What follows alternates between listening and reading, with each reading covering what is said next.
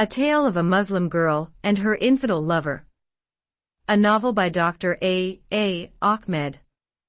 This is an intriguing epic story which resonates with love, resilience, courage, and sacrifice. Before we dive into the tapestry of the story, I would like to inform the reader that this novel is narrated in 3 books. Book 1. The beginning of forbidden love between a university Muslim student and her infidel professor. Copyrights. All rights are reserved. No part of this book may be reproduced, stored in a retrieval system, or transmitted in any form or by any means without the prior written permission of the author, except by a reviewer, who may quote brief paragraphs for a review to be printed in a public newspaper, general magazine, school journal, or university article. This novel is a work of fiction, but the entire story is based on a real life of a Muslim girl in Sudan. All names, characters, places, and events are either the product of the author's imagination or used literary. Any resemblance to real persons, living or dead, events or locales is merely coincidental. Chapter 36. The Rights of the Muslim Husband over His Wife. The former Muslim girl Ibtihal had been converted from Islam to Christianity when she had a spiritual vision inside the prison. Her conversion had finally helped her to climb that huge mountain of religion and reach her unreachable and unmarriageable infidel lover. After she became Christian, there is nothing that remains to prevent her from marrying her Christian boyfriend. That is the reason which made her produce the idea of eloping with her lover. She soon came to know that fleeing out of the country is not going to be as easy as she thought. She is still lawfully married to her cousin Tariq. Her Muslim husband has not yet divorced her, and he is not likely to do so. For her to travel out of the country, she needs a passport. A married woman would not be allowed to obtain a passport without the consent of her husband. Only if she was divorced then she might get a passport. As a woman, Dr. Ibtihal would not dream of getting a divorce without the consent of her husband. The ability to divorce rests in the hands of the husband only. The husband could divorce his wife without giving any reason. He could just say to his wife, "You are divorced," and the marriage contract is nullified. For the wife to divorce her husband is something second to impossible. The court could grant a divorce to the wife for very few reasons. If she could prove to the Sharia court that her husband is not physically capable of having sexual intercourse with her, or if he is not able to support the family. Also, if she could supply evidence that her husband had deserted her for an exceptionally long time. Physical abuse such as beating or rape is not a reason for the wife to apply for divorce through the court. In fact, the Quran permits the husband to beat his wife if she becomes a rebellious woman or disobedient wife. Surah Al-Nisa 4, verse 34. Muslim scholars produced an extensive list of reasons for the husband to beat his wife. Just to mention a few of them, the husband is allowed to beat his wife if she refuses to sleep with him no matter what time, or how many times she has to obey. Also, he is permitted to beat her if she allows in his absence any men to enter the house other than her close male relatives such as her father or brother. Relatives such as cousins or close friends are not allowed to enter the house in the absence of the husband. There are many other small reasons such as refusing to cook or clean the house or taking a bath, etc. All these and many like are permissible reasons for the husband to beat his wife. It is an insurmountable problem for the Muslim wife Dr. Ibtihal to get a divorce or to apply for a passport. She went to her Muslim husband Tariq and requested him to divorce her, but he strongly rejected her request. Instead, he threatened to take her to Sharia court and demand the issue of the obedience sentence against his rebellious wife if Ibtihal did not return to him within a week's time. Well, it is good to prepare the reader for what is going to take place soon in the life of the Muslim wife Ibtihal regarding her disobedience against the demand of her lawful husband. The Sharia court has the power to force the disobedient wife to go back to her Muslim husband.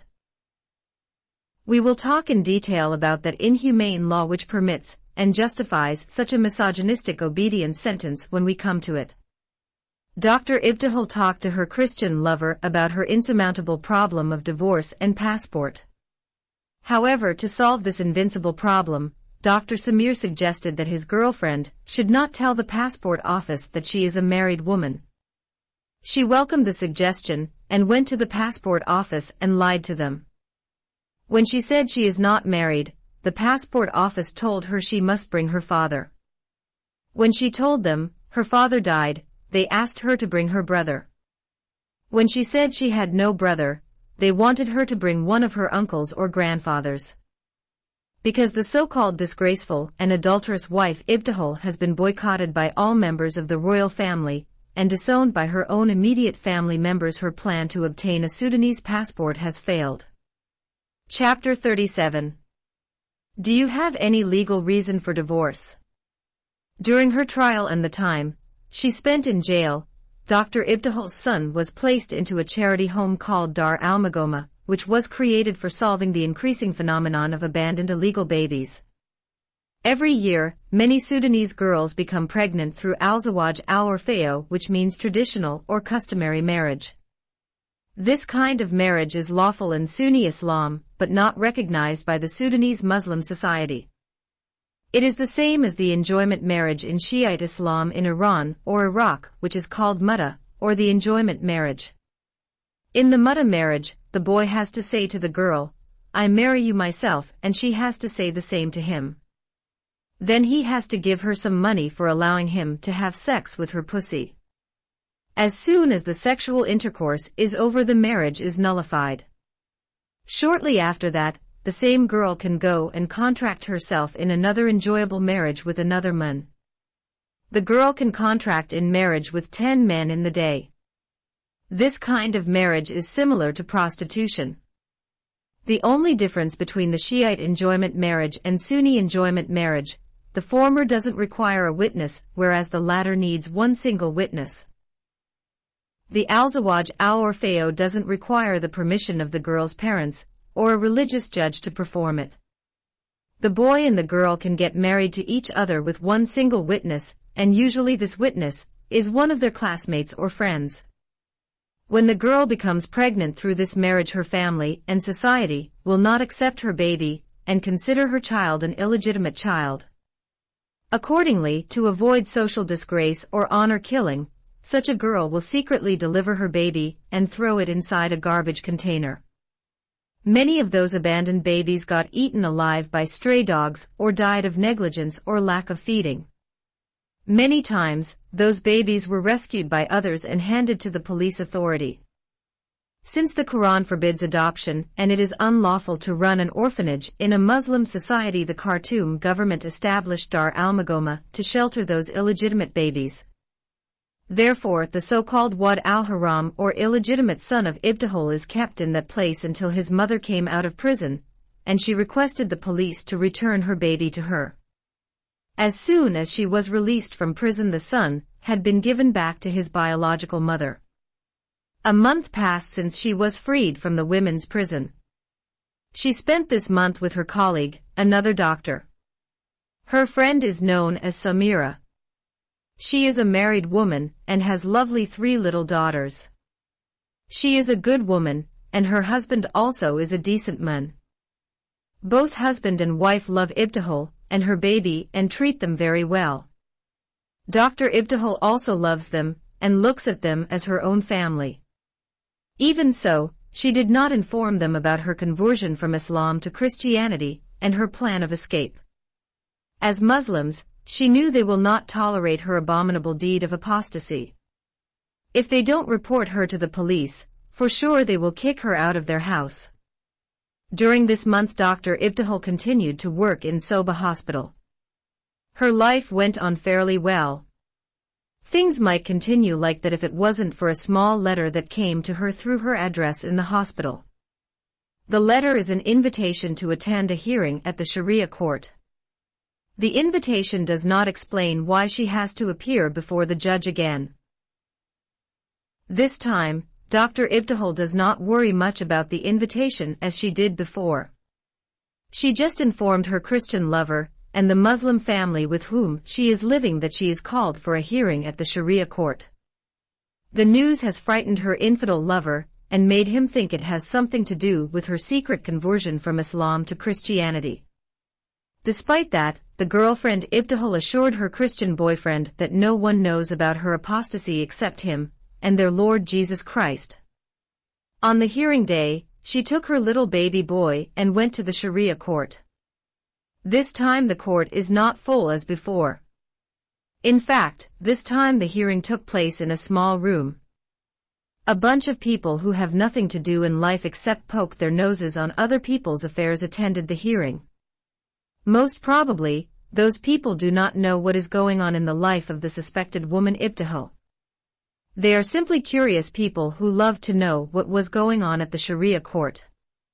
Maulana, who occupied the judgment seat, looked much younger and less experienced than those former ones. Dr. Ibtihal does not find anyone that she saw or knew before. She sat and waited until the judge of the court has looked into 5 cases before her turn. Most of those cases are something to do with the fight between a husband and his wife, a neighbor stolen a chicken of another neighbor, gossip between women, and yet other 2 silly cases. The Muslim wife Dr. Ibtihal did not pay much attention to those cases until she heard her name is called out. Ibtihal Taha al-Amin, shouted Maulana. I am present, our blessed Maulana, responded Dr. Ibtihal. Are you the wife of Tariq Omar al-Amin? The first wife hesitated to say yes or no. Are you the wife of Tariq Omar al-Amin? Repeated Maulana his question angrily. We used to live as husband and wife, but now we are living separately. But he did not divorce you or kick you out of his house. We had a sharp disagreement and some legal dispute, and therefore I left him for good. O woman, why do you live in a separate house without your husband's knowledge and consent? He said he didn't kick you out of his house. He accused me of cheating on him, and he took me to court for that. Are you the woman who was condemned by the Sharia court for having an illicit relationship with an infidel Christian man? Dr. Ibtihal did not answer the words of Maulana. Now I know who you are. Maulana put his right hand on his broom-like beard and began to think for a while. So, you are the rebellious Muslim woman who created great havoc recently. Are you still going around with that uncircumcised Christian man? Not at all. Where do you live now? I live with a family. Why have you refused to go back to your Muslim husband? Our marital relationship had been broken because of some legal issues. I have a complaint filed against you by your husband. He asked you to come back to his house, but you refused. I don't want to live with him again. You have no power to end the marriage unless you have a legal reason. What is your legal reason for demanding a divorce? I have told you he accused me of cheating on him. The Sharia court dealt with that matter and passed its judgments against you, your Christian lover, and your Muslim rapist. I am talking about your relationship with your lawful husband now. Why have you refused to go back to his house? I don't like my husband. That is not a legal reason. How can you expect me to live with someone I hate? Listen, woman, I have many cases after you. I am asking you for the last time, and I want you to give me a lawful reason that stopped you from going back to your husband. Which kind of reason are you looking for? 1. Is your husband not capable of performing his duty as a man by having sex with you? 2. Is he not working and supporting you? And 3. Did he desert you for over 2 years? If you answer yes to one of the above 3 lawful reasons, then and only then this court can grant you a divorce. My answer is no to all these 3 questions, but still, I don't want to go back to him. Then you have to return to your house as soon as possible. I hate him, and I don't want to live with him. I don't care whether you love him or not. I am issuing the obedience sentence against you, and ordering you to be placed into the obedience house with your lawful Muslim husband Tariq Omar al-Amin. I will give you 24 hours to return to your husband's house. If you fail to do southwest, the court will send policemen to take you by force to the obedience house inside your husband's residence. Please call out the disputed persons on the case number 6, shouted Maulana, after revealing the judgment of Allah and his infallible prophet against the rebellious Muslim wife Ibtihal Taha al-Amin. Chapter 38. The disobedient wife inside the house of obedience. Before we see what happened next, we should explain what the house of obedience is. In any Muslim country, there is an Islamic law called the verdict of obedience. This verdict of obedience is supposed to be issued by the Sharia court against any married woman who left her husband and went and lived with her parents or somewhere else without any legal reason. As we mentioned earlier, physical abuses such as wife beating or rape are not a crime or legitimate reason for the wife to desert her husband. When the Sharia court issues the obedience sentence against the rebellious Muslim wife, then it sends a police car full of police officers to the place where the disobedient woman is residing or hiding from her lawful Muslim husband. Those cops have all the rights to beat, drag, force, and apply whatever other means of coercion they see available for them to take that disobedient woman to her husband. If the wife's close relatives such as her father or brothers stood in their way, then the police officers are also empowered by the law to apply force against those who try to obstruct justice. They have the right to beat and arrest them, and if need is required, they can kill them too. Now when that first round is performed successfully, whether through the shedding of blood or not, the cop's duty is over, and then the rest is left to her Muslim husband. What the cops did is called applying the obedience sentence or transferring the rebellious wife to the house of obedience. In other words, they have carried out the order of the Sharia court. They had taken the stubborn wife to the house of obedience. And now the real trouble for the rebellious wife begins when she is placed inside the house of obedience. This house could be any lockup, even a washroom sometimes might be used for this purpose. The rebellious wife would be locked up indefinitely in a room, or any small place inside her husband's house. She will be denied many things, even her basic needs. She will be starved purposely, beaten up continuously, and raped daily. The Islamic main for schools of law differed on how long the disobedient wife should remain inside the house of obedience. One school said 1 month, another 3 months, and yet another left it for the husband to decide how long he needs to lock up his Muslim wife inside the obedience house. The advocates of the last school believe that the rebellious wife must be locked up until her devils leave her head. Many Muslim scholars and leaders teach that each and every woman's mind is possessed permanently by demons. They further teach when Eve listened to Satan and ate the forbidden fruit, she became demon-possessed and passed those demons to her progeny, all human females. Having said that, now let us see what happened to the so-called rebellious wife after the Sharia court issued the inhumane sentence of obedience against her. Dr. Ibtihal did not take the words of the judge Maulana seriously until she saw the police entering the house where she lived. The cops came on a Friday morning because they knew that was the day the disobedient wife would be found in the house in which she was hiding. When they raided the house, all the family members including their 3 little daughters had already woken up from their sleep. The husband of Dr. Samira is the one who opened the door for them. He became shocked when he saw 3 policewomen and 5 policemen and 2 police dogs at the threshold of his house. "Any problem, sirs?" "We have an order by the Sharia court to take the Muslim wife Mrs. Ibtihal Taha al-Amin to the house of her husband Tariq Oman al-Amin," replied one of the policemen. "But Mrs. Ibtihal has not committed any crime. Have I said we have come to arrest her? But she is an exceptionally good woman." "Listen, sir, if you keep questioning me, I will arrest you and throw you behind bars.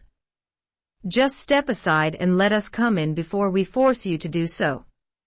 Consequently, due to the fear of being arrested, Dr. Samira's husband is forced to let the cops and their dogs come in. The 3 children are frightened and begin to scream when they saw the 2 huge brutes which they mistook for real lions. Dr. Samira is shocked and becomes extremely frightened too. The only person who is not yet aware of the police raid is the so-called rebellious Muslim woman. She is still lying asleep in her bed along with her little baby boy Taha. Ibtihal named her child after her late father Haj Taha. Her peaceful sleep is interrupted when the cops began to hammer on her room's door. Her baby began to cry first. She is so worried about the heavy knocking on her door. She jumped out of her bed and ran to the door and threw it open. She is scared to death when she saw the cops with their dogs standing in front of her room. "Are you Mrs. Ibtihal Taha Al-Amin, the rebellious wife of Mr. Tariq Omar Al-Amin?" "Yes, I am Mrs. Ibtihal Taha Al-Amin. We have an arrest warrant issued against you by the Sharia court. We have to take you to the house of your husband." Before responding to the police officer, Dr. Ibtihal has surveyed the people that have gathered in front of her room. She saw 8 cops, 2 huge police dogs, her friend Dr. Samira, and her husband, and their 3 children. She understood any resistance from her side would result in violence and cause embarrassment for the loving family which is sheltering her with her baby. Besides that, she does not want to be beaten and humiliated in front of everyone. "Okay, sir, give me a few minutes to change my clothes." "Take your time, madam." Accordingly, by the mighty hand of the law and without any resistance, the so-called rebellious wife Ibtihal understood the critical situation and hence followed those 8 cops and their dogs and returned to her former residence along with her baby. She had been transferred against her wish from her friend's house to her former residence. Luckily, her transfer went peacefully. But in most cases, such transfers always involved resistance from the rebellious wives and their families. In accordance, some wives and their family members got seriously battered by the cops, and in some cases, there were human causalities. Anyway, the 8 cops and their 2 dangerous dogs left as soon as the Muslim husband Tariq locked his rebellious wife Ibtihal with her baby Taha inside her room. When Dr. Ibtihal was brought back to her former residence, there are so many changes that took place in the house. Her maidservant Mary ran away, and no one knew where she went. Tariq married a 3rd Muslim wife, a 13-year-old girl by the name of Badriya. The 2nd wife, Saham, is still living with her Muslim husband. The new wife is nothing but an unpaid servant. She has no room of her own. She is just a replacement for the former maidservant. Like Mary, the 3rd wife is required to render service by day and provide sex at night. She lives and sleeps in the living room. She does all the housework. Wife number 2 has remained as before unchangeable. She continued to be the queen of the house. Whatever she wants, she forces wife number 3 to do it for her. Badriya is a simple girl who was born and brought up in a remote village called Dalasa on the outskirts of Al-Gadarif city. She does not know how to distinguish between her rights and her duties. She thinks her duties are to serve her Muslim husband Tariq and to serve his 2nd wife Saham too. Meanwhile, Dr. Ibtihal had been locked in the house of obedience for 3 months before she was set free. During those months, she was treated like an animal or something lesser than a brute. Her husband beat her whenever she resisted his sexual needs. Sometimes, he refused to allow her to have any food or drink any water. Her baby was imprisoned with her too. Along with his imprisoned mother, the baby was starved too. The husband did everything he could to get rid of that unwanted illegitimate baby. He always called the baby Ibn al-Haram and hated him bitterly. The husband Tariq did not believe the story of his wife Ibtihal that she had been blackmailed and raped by her psychiatrist. He strongly believed that his first Muslim wife played the role of a whore with her Christian lover and committed adultery with her psychiatrist. He believed both men fucked her, and one of them fathered her illegal son Taha. Many times, the so-called illegitimate baby fell sick, but Tariq refused to allow his mother Ibtihal to take him to the hospital. Whenever the boy became sick, his mother Dr. Ibtihal used whatever medication was available to her to treat him. The baby finally fell extremely sick. While the baby was dying, Tariq allowed his mother Ibtihal to take him to the hospital. It was too late when that poor child was brought to the hospital. He died shortly after he had been taken for treatment. Dr. Ibtihal blamed her husband for the death of her child. She requested the hospital authority to file a complaint of negligence against her husband Tariq. The hospital authority told her that the child's death had nothing to do with negligence. The child died due to some infection that destroyed his lungs. Dr. Ibtihal knew without a medical report she would not be able to prove that her husband was the cause of the death of her child. After the untimely death of her firstborn son, Dr. Ibtihal had been freed from the death concentration camp, which was euphemistically called the House of Obedience for the rebellious wife. Chapter 39. The risky escape of the secret lovers. After the inhumane murder of her child Taha Ismail Haroun, and the humiliation and the afflictions that she went through in jail and in the House of Obedience, Dr. Ibtihal understood that the cause of her suffering was not only her husband, her society, and the judges of the Sharia court, but the religion that she blindly followed all her life. She realized that it was her religion which restricted her from falling in love with the so-called uncircumcised infidel Christian man. It was her religion that made her value the honor of her father more than her honor. Her religion also gave the Sharia court the arbitrary right to force her to live with her husband against her wish through that misogynistic law, which they called the verdict of obedience. It gave her husband the capricious right to imprison and enslave her. It also gave him the indiscriminative right to starve, beat, and rape her as his sex slave. Therefore, it was her religion that murdered her innocent child and caused all her suffering and abuse. After realizing the main cause of her misery and suffering, Dr. Ibtihal decided to flee out of her country no matter how she could do that.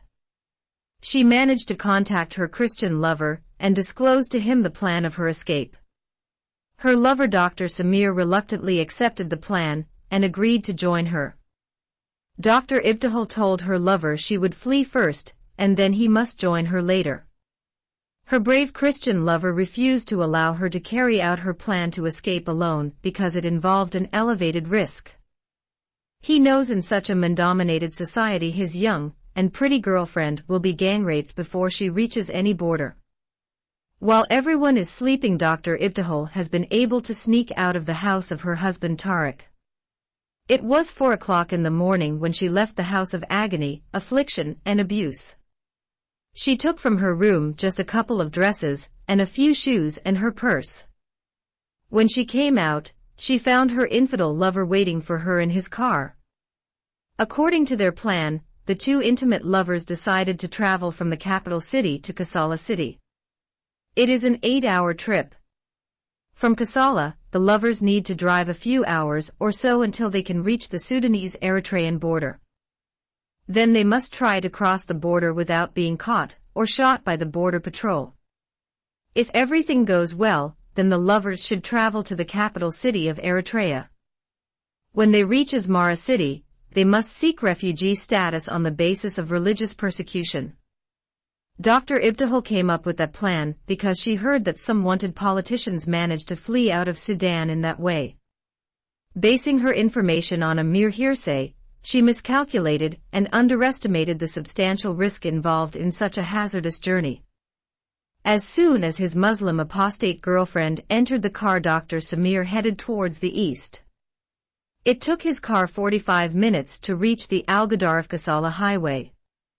During those minutes, the lovers hardly talked to each other. Their hearts are filled with the fear of being spotted and identified by the police or someone. Only when they reached the highway did the lovers feel some relief and began to talk. Having not met for many months, the lovers are extremely happy to be together again. They stopped their car for a while, and then they hugged and kissed each other passionately and vehemently.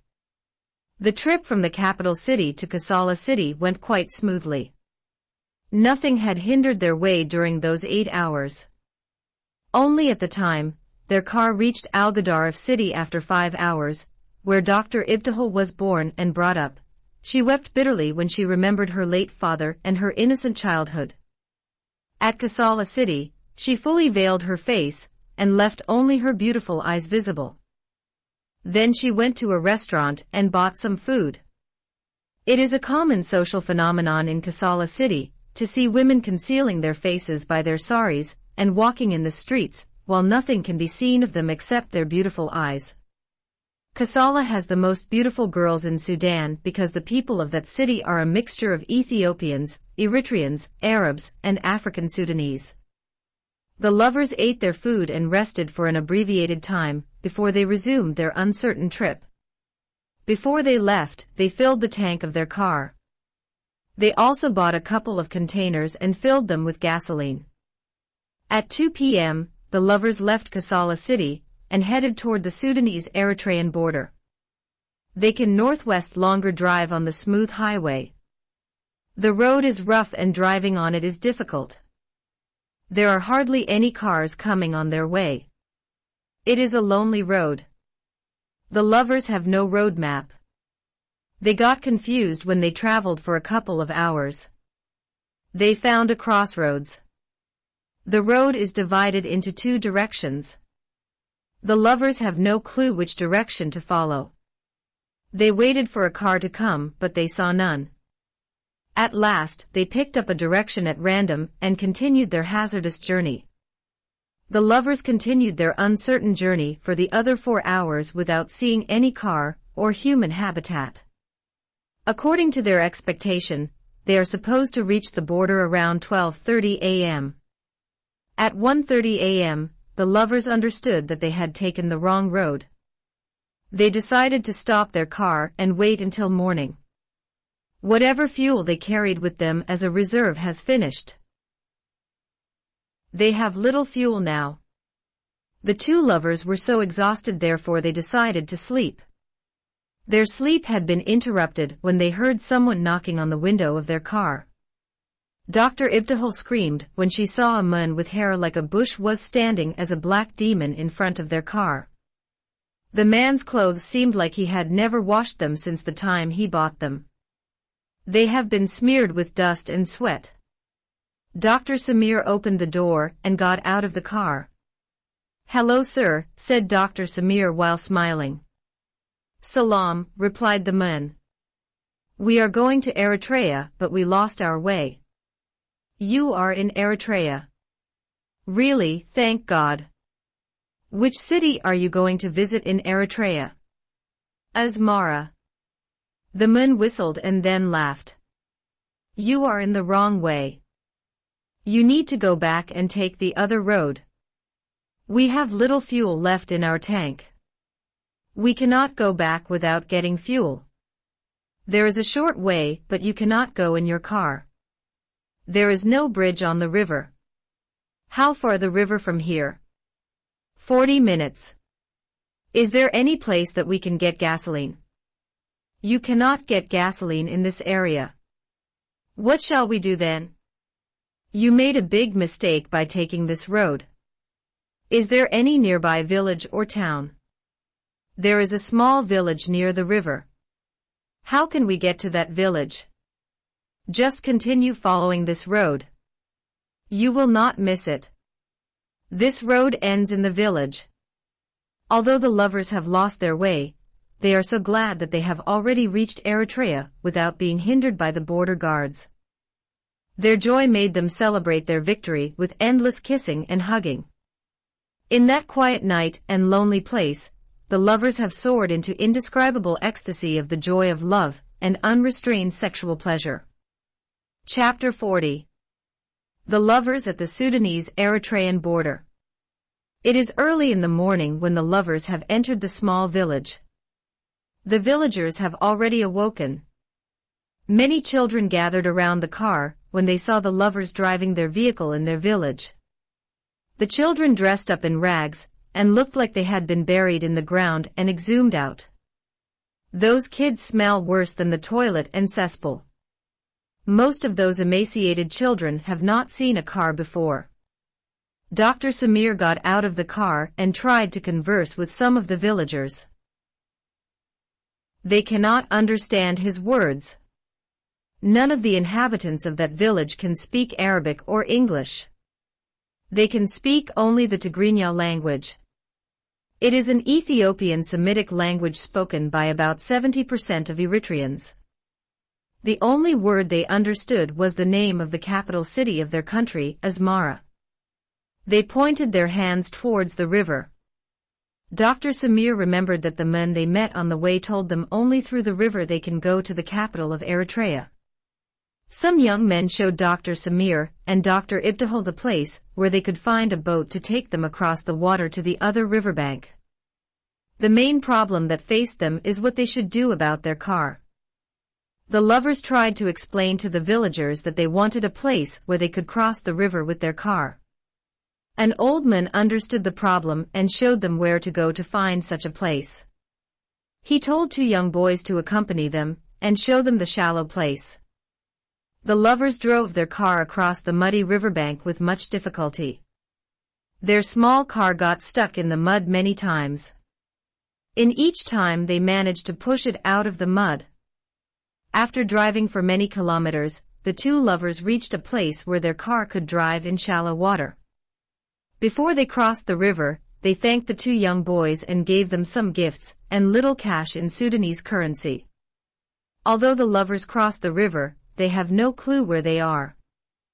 They do not know which direction can lead them to a place where they could find gasoline. They had just faced the northern direction and began to drive their car. They did not drive for a long time before they came across an Eritrean border patrol car. "Where are you going?" asked a border guard in the English language. The guard knew that the lovers are Sudanese. "To Asmara city, sir," answered Dr. Samir. "Show me your travel papers." "We have lost them, sir." "Do you have your Sudanese passports?" "We have nothing, sir." "How did you cross over from Sudan to Eritrea?" "We came across the border." "Which border?" "Most probably, you two have smuggled yourselves across the river." "We have not smuggled ourselves, sir." "We came with official passports and visas, but we got attacked, beaten, and robbed on the way by some bad Eritrean guys." "Why should we believe you?" "You must go back to your Sudanese border station and report this matter." "Sir, we don't have enough fuel in our car. We need to find a gas station to fill our tank." "You are just a half an hour away from the Sudanese Border Authority." "Sir, we cannot go back. We need to go to Asmara." "You cannot go to Asmara without official permits. Also, we cannot allow you to spend a single night in Eritrea without those official papers. Please, sir, allow us to continue our trip to Asmara. We cannot allow you to go anywhere in Eritrea without any kind of official documents." Dr. Samir tried to plead with those border officers, but he could not convince them to allow them to continue their trip. Finally, they have been forced by those officers to vacate their car and entered their patrolling car. One of the Eritrean officers occupied their car and drove away. When the patrolling car began to move in the opposite direction, the two lovers have understood that the Eritrean officers have fooled them and stolen their car. When they protested, they have been threatened that they will be shot and killed, and their dead bodies will be dumped in the wilderness. To save their lives from that gang of robbers and murders, the two detained friends have remained quiet. At the Sudanese border headquarters, the two lovers have been likewise questioned about their passports and visas, and when they could not give convincing answers, they are placed under arrest. They have been arrested under charges of crossing the border without official documents. The Sudanese border guards have refused to accept that the lovers had a vehicle, which had been stolen by the Eritrean border guards. The Sudanese border guards also have emptied the pockets of Dr. Samir and his Sudanese girlfriend Dr. Ibtihal and left both without money.